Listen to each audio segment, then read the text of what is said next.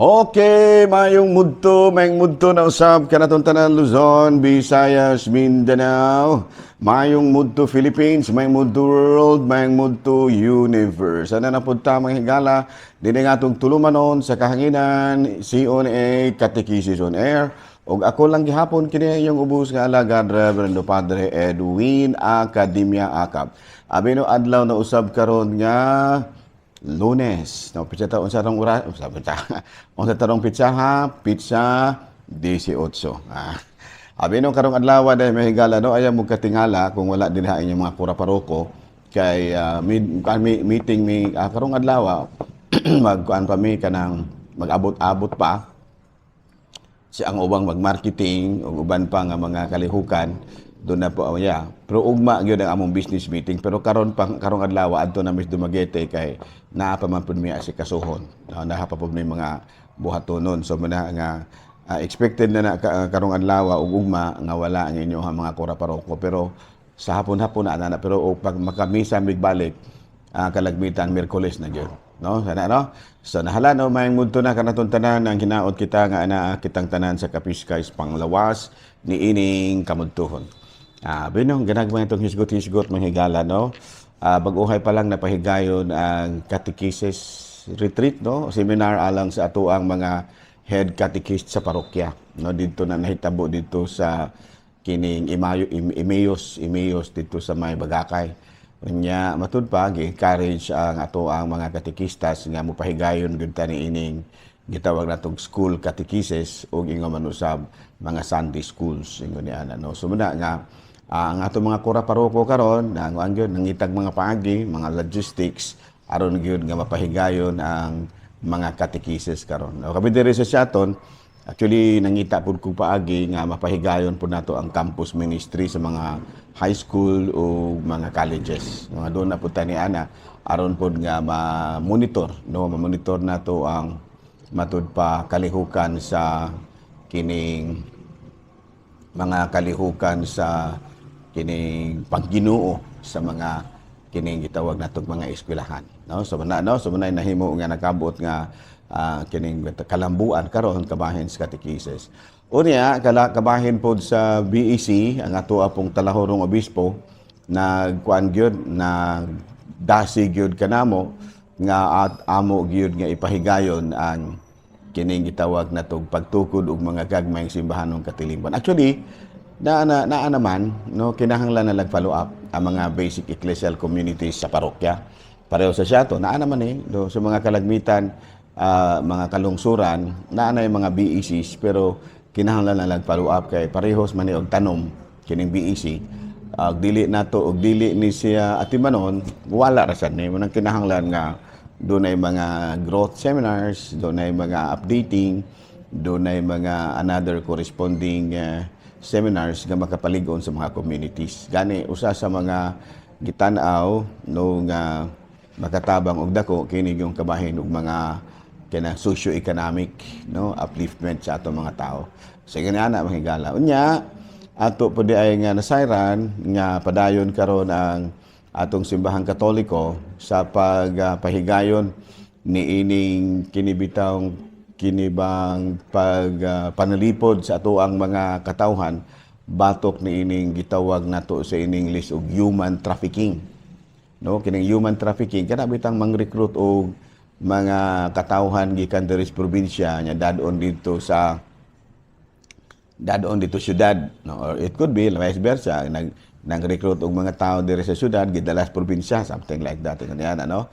So human trafficking kay ano man mura man god og dunay mga abuses nga nahitabo dili man na sa dautan unta nahimo na siyang trafficking tungod kay dunay mga abuses, no? Kana bang gi-recruit diri sa probinsya gisaaran og maayong trabaho dito Cebu, dito sa Manila, dito sa Iloilo, pero pag abot di dito kanang gi-manipulate gianra ba kanang gitawag nato kuanra giabusaran ra ingon ni ana, no? So muna nga ato yung awhago, no, nga dili gid kita magpasagad og kuyog-kuyog og di nato kaila labi na gayon ni ana mga tamis kay mga pulong, no, nga mo istorya nga muni nindot kay didto muna kay ngano man may puruhan nga ma-exploit ra nya hinuon ta, no? Muna gitawag itong exploitation ba. Sana man ha, mga bata, mga ginikanan ha. Ayaw jud mo og pasagad og tando dayon labi na kanang nay mga babae nga mga recruits mga probinsya inyong mga anak nga babae, no, mga gulangon nga mga tambukon nga babae nga tamis kay mga pulong pero mga ang uban ni ana no mga human traffickers. So kung gusto mo kana gyung inyo gyung parinti ba, iyaan ba ana igaagaw mga kaila gyud kana bitawng kasaligan ba. Ayaw mo pasagad og sugot nga dadoon na lang bisag kinsa ng inyong mga anak. Labi na gyud babae no kay may puruhan nga ma-exploited na nang. Okay? Klaro?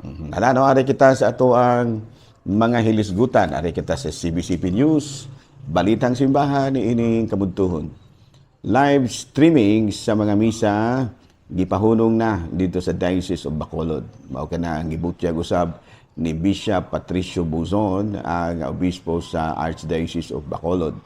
Matud pa, gilift up naman ang state of public health emergency, kana bitang wala na bitaw emergency kabahin sa COVID. Muna nga ang ato pong simbahan niingon pod si Bishop Patricio Buzon nga wala na live streaming ang mga kasimbahanan. Kaya ang uban ko dili naman manulod og simbahan, adto naman lamang hinuon sa kining live streaming na lamang manimba. Muna nga ni auhag si Bishop Buzon nga wala lang una. Giregulate na ba? Giregulate. Balita ang gikan sa Vatican, dungan sa iyang pagpangandam, sa iyang pagbisita sa Marseilles, France, na nawagan usab karon si Pope Francis og kalinaw alang sa nasod sa Ukraine. Nga padayon ang matud pa panaggubat no tali sa nasod sa Russia. No, may sabta nato nga as of now, daghan na kay mga kinabuhi nga nakalas, libuan na ang mga kinabuhi nga nakalas, both sides, no, Russians and Ukrainians, tungod lagi sa paningkamot sa Ukraine pagpanalipod sa ilahang soberenya. Mao kadto mahigala mga balitang simbahan ining kamudtuhon. Og ari kita sa ato ang Saint of the Day. Aboy no ang atong Saint of the Day karon unsa man tarong adlaw, September 18. September 18, ang ato karong santo, sigon diri sa atong listahan, mao si San Jose sa Cupertino. Apay no, natawo kini si San Jose sa Cupertino niadtong tuig 1673 sa Cupertino, Naples, Italy. Mao man ang gitawag sa San Jose de Cupertino. At an early age, he joined the Conventual Franciscans. So, ato pa mura og simimong hiba. Apil si ni San Jose dito. Nya, iyahag yun nga gi-devote or gihalad ang iyahang mga pag-ampo nga to sa Blessed ni Mama Mary. No? Mama Mary, unya, gi-devote usab niya ang iyahang panahon sa pagtabang sa nagkalain-laing mga klase sa tao. Doon ay mga dato, ay mga pobre, dakan panguban. Unya, nahimo kining, excuse me, nahimo kining popular si San Jose de Cupertino tungod kay dunay mga panahon nga samtang nag-ampo siya, muisa siya, mu levitate bitaw. Nagani doon nagi panahon nga samtang nagmisa siya, mulutaw siya sa hangin. So muna nga ubay-ubay gyud ang mga tao usab nga nagtan-aw ni San Jose de Cupertino nga balaanon gyud. Niya matud pa tungod niini daghan kayo ang mga tao nga nag-attribute og daghan kay mga miraglo tungod sa iyahang pangama. Gani daghan kayo ang mga tao nga muduol kaniya aron mangayog tambag ug ingon manusab mangumpisan. So karong adlaw may gala gihinumduman nato ang lain na pong patron sa Katolikong Simbahan nga mao si San Jose de Cupertino. Ari na kita mga gala sa ato ang katekisis. So, doon na kita yung mga katekisis diri mga pangutana. Mga pangutana kini mahigala nga angay natong tubagon. Ano? Abi no una pangutana, pader, naabi tubig bitaw katong sa karaang tubig sa kuan. Katong sa Biyernes Santo sa Subi Santos gabi. Chaol man to namo. How can we dispose of kanang daan nga tubig? Pwede ra ba ito among iyabo sa asa? Ang tubag niya na dili ayaw ninyo og pasagad og iyabo ng inyong mga bindita. Kana bitang tubig ninyo panahon sa Sabado Santo, di ba na may uban tag sa kagalon, tag sa kabutilya na.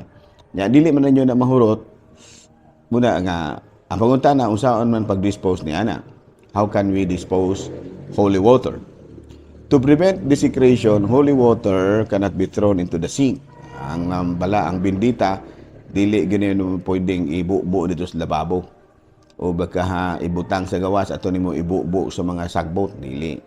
Ang buhaton gud ana, it should be poured into a hole that has been dug on the earth in a location where no one will walk over it. Sa ato pa, magbangag da kag yuta, nya adto nimo dito ibubo sa bangag ang tubig nga ang bindita unya adto sa lugar nga dili gyon itawag atong matumban, dili matamak-tamakan.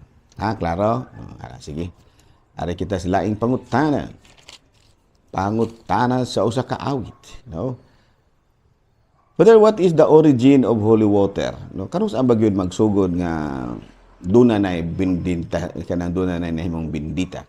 By the way, the origin ato kanang mabasa sa Números kapitulo 5 bersikulo 17. Ug sa Biblia ni may gala ha, sa Old Testament. Ug nagkuha ang pari og sagradong tubig nga isulod niya sa sudlanan nga hinimog yuta ug butangan niya kinig abug nga kinuha gikan sa suba sa nga gikan sa salug sa tolda. Sa to pa sa to, nagkuha ang pare og sagradong tubig.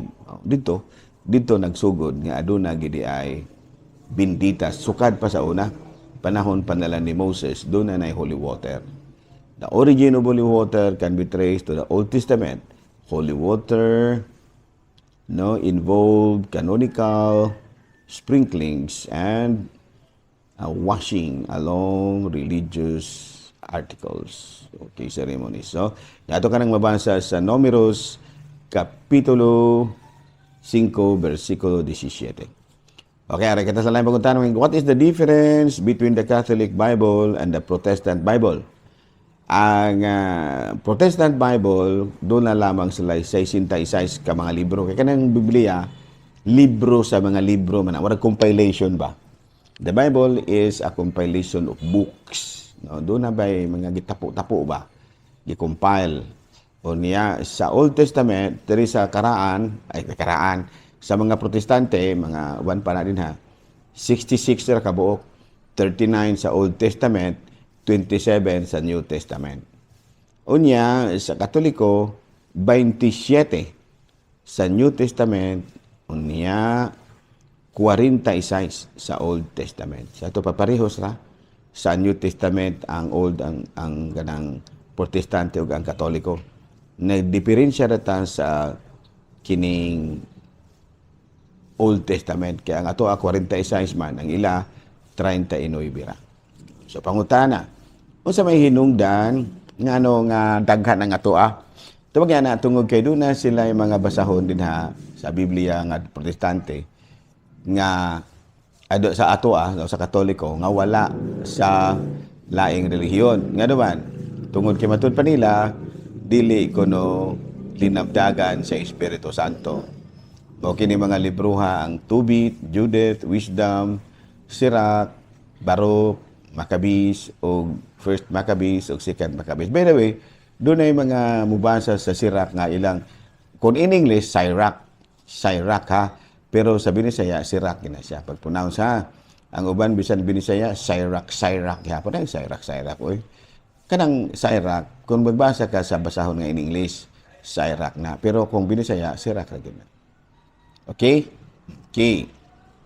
Ari kita sa laing pangutana. Apino, dinala sa kutuba. Dinala no sa kita kutuba ng higala. Ako lang gihapon kini yung ubus nga alagad, Reverend Padre Edwin W.A.